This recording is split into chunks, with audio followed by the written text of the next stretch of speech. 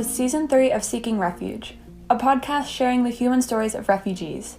This week, we are examining the situation in Venezuela, a country that has traditionally been a welcoming host to refugees, but is now facing a displacement crisis of its own. According to the International Organization of Migration, approximately 5 million people, or 12% of the population, have fled Venezuela to date, and people continue to leave at a rate of about 5,000 people per day. These figures are similar to the numbers we see in Syria and put the situation in Venezuela among the world's biggest recent displacement crises. According to UNHCR, it is the second largest refugee crisis in the world. So, how did Venezuela get here? It's a complicated situation, but bear with us as we go back to the beginning. Much of Venezuela's national revenue comes from oil, and in the late 1990s, oil production soared. Hugo Chavez, who was president of Venezuela at the time, used the revenues to fund a large number of social programs aimed at addressing social inequality. While these programs significantly reduced poverty rates, they increased dependence on oil. In 2014, oil prices fell, and with them went the Venezuelan economy. At the same time, President Nicolas Maduro, Chavez's hand-picked successor, began to consolidate power. He arrested political opponents, detained journalists, and in 2017, he took away the powers of Venezuela's National Assembly. Maduro was re-elected in 2018, but the election was extremely controversial, and the opposition leader Juan Guaido declared himself interim president in 2019. Today, the political situation is still unclear, and economically, the country is still suffering. An estimated 9 out of every 10 Venezuelans live in poverty. Venezuelans deal with hunger, constantly inflating prices, and a lack of medical care to treat preventable diseases, in addition to rampant violence and gang warfare. Today, we are speaking with Venezuelan psychologist David Marín Cabrera, a Venezuelan refugee who is providing counseling to other displaced Venezuelans in Peru. Your host for this week is Aidan Thomason.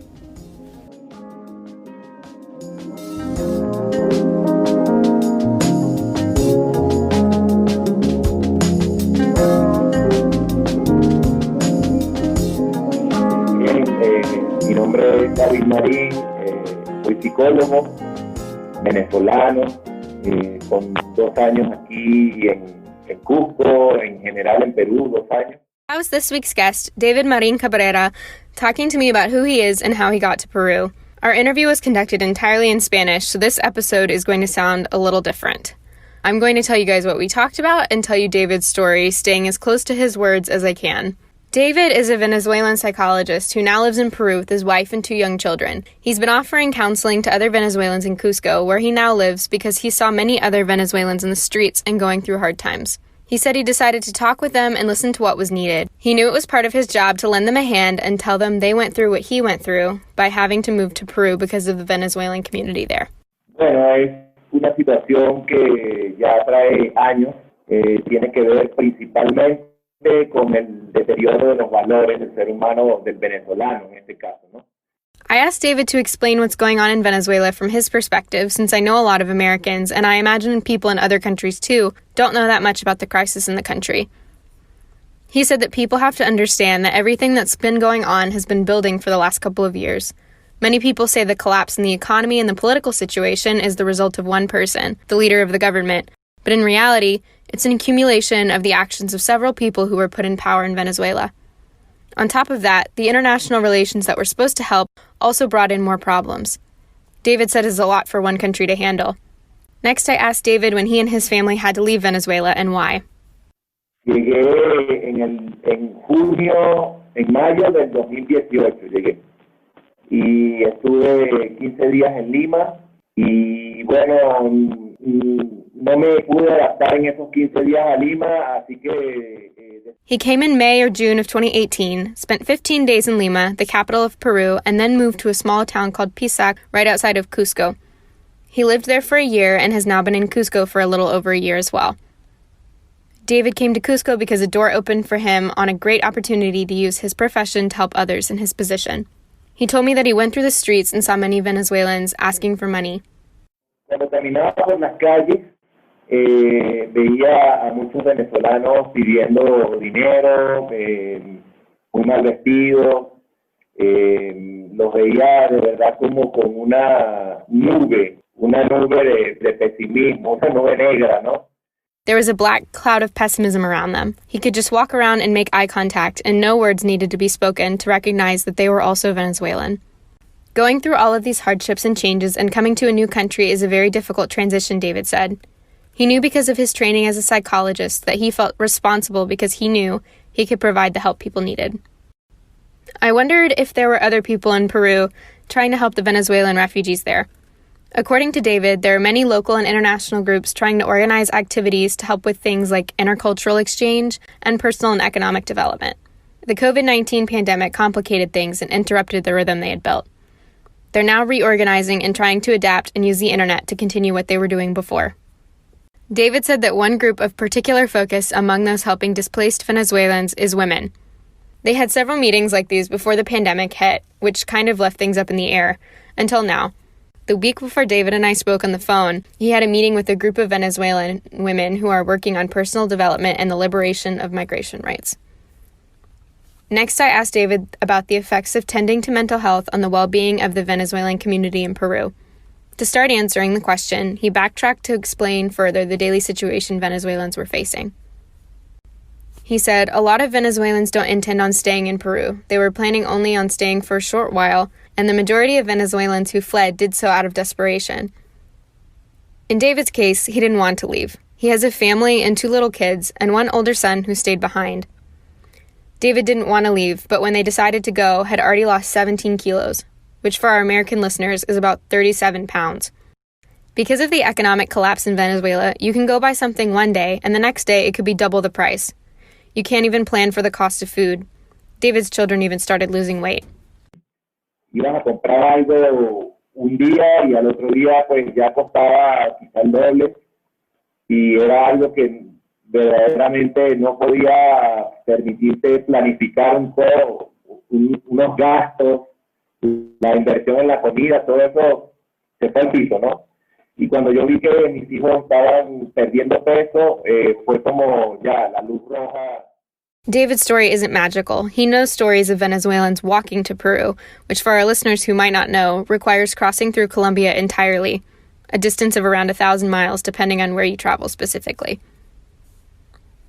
David's situation was different than most because he had patients who would fly into Venezuela for therapy and then would stay in contact with him. One of them wanted to help his family and found connections for them to leave Venezuela. Even though David is poor like almost all Venezuelans, he was able to arrive by plane in Peru. He said it was a blessing, but his heart goes out to those who didn't have as easy of a trip as his family did. A lot of Venezuelans came to Peru with nothing. According to David, Venezuelans are normally very happy and expressive, but they were in a situation with a high level of violence.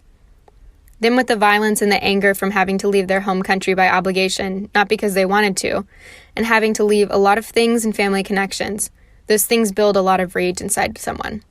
To leave a city that's used to being together and to leave your country bothered with the government that is in place, the president especially, brings a lot of emotion into the situation.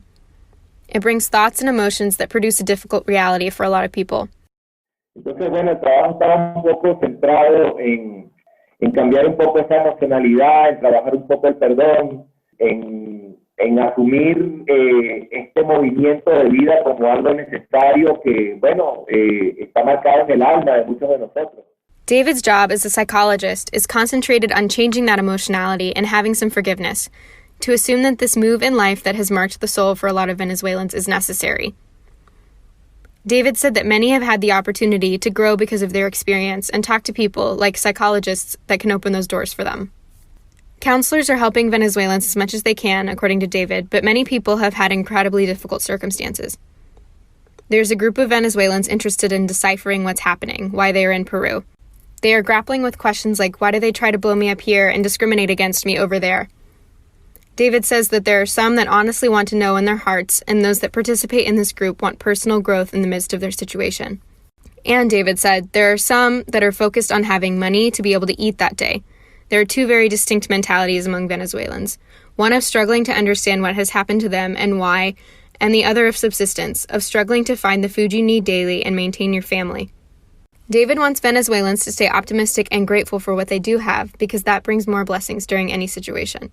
After talking about the mental struggles of Venezuelans, David and I switched gears a little bit to talk about how the international community can help Venezuelans and what is being done already. He is in contact with several organizations and before the pandemic was connected to a lot of delegates that work with NGOs that are helping. But David says Venezuelans need people in higher positions and people with more money and good hearts who want to truly help out. Some have been able already to help with basic things like food that are very fundamental. They have urgent needs to be filled. But David also sees some broader, more important things that they could give people, like psychologists, so the Venezuelan people can open themselves up and register what's going on around them, to help them get rid of some of the fear. De poder superar el miedo, porque verdaderamente sí, da mucho miedo, ¿ves? Salir, y sobre todo salir así sin un plan, salir y al día siguiente tener que buscar trabajo para poder comer ese día y bueno, mira. There's a lot of fear out there for Venezuelans. There's a fear of going out and finding a job so you can eat that day. Venezuelans have struggled to get past the petroleum crisis, which is one of the many things that hasn't allowed them to keep developing. David says it's been difficult because they've had to transform their pride. A lot of Venezuelans like David are libertadores, and like the men who fought for their independence, they push forward and are now in a situation where they need to be grateful for the little and the plenty, and be grateful that they can share things with a different culture. David always says in his counseling meetings that Peruvians and Venezuelans speak Spanish and have the language as a common point. La verdad es que los malentendidos son muy comunes. Hay algo ahí que a veces pues no nos deja entendernos bien, ¿no? But, David says, the truth is misunderstandings are still very common, despite the language. There's something there that sometimes doesn't let them understand each other well. Sometimes David gets in a taxi and gives them an address, and they end up taking him somewhere completely different. Pienso que la comunidad internacional, el mayor aporte, el mayor apoyo que le puede dar a los venezolanos, a la comunidad venezolana, es ayudarnos a aprender a pescar en estas circunstancias. So, David says, the best he thinks the international community can do to help Venezuela and the Venezuelan community is to help them learn how to fish. Not just to give them the fish. In some cases, the international community should, because in reality, there are some alarming cases that need it. But David feels the vision of focusing solely on giving resources to eat or to dress is too basic and is only a warm towel, as he put it. The remedy needs to be oriented around receiving support, which is most of the help that they've gotten, which is great, but there is more to be done. They need people that can be productive because during these times, it is important that Venezuelans have the potential to develop themselves. Simply providing food, while it might be immediately necessary, won't fix the problem in the long run. David says the pandemic has caused an adaptation. The world is moving more online, and he's been able to meet with a lot of groups and even some other Venezuelans in Cusco that understand the needs and the demands of these times. They've been able to innovate the culture and products from their culture to help adapt. They're able to breathe and say, here's food for the week, and they're not necessarily out of the woods, but they're not as desperate. There are a lot of people that have come out and put in the work and earned it. So essentially, the role of the international community, as David sees it, is to provide help when needed, but not to keep Venezuelans in a state of being cared for. They want to be productive and work for themselves, but they need some help to get there. Towards the end of our conversation, I asked David what the impact the COVID-19 pandemic has had on the Venezuelan community in Peru. He said that it has limited their resources and created a lot of obstacles. The conversation is very different than what it is in America because of their resources. They can't always social distance in the same ways that we can. David said that a lot of Venezuelans who fled by walking have returned because of the pandemic. However, David said, it has also created an opportunity in some ways because many jobs that are usually filled by native Peruvians have opened up and they need to make money to subsist in Peru. Before David and I hung up, I asked if he had any parting thoughts to share. He told us to remember that there are a large number of Venezuelan refugees in Cusco and in other places in Peru, including his family.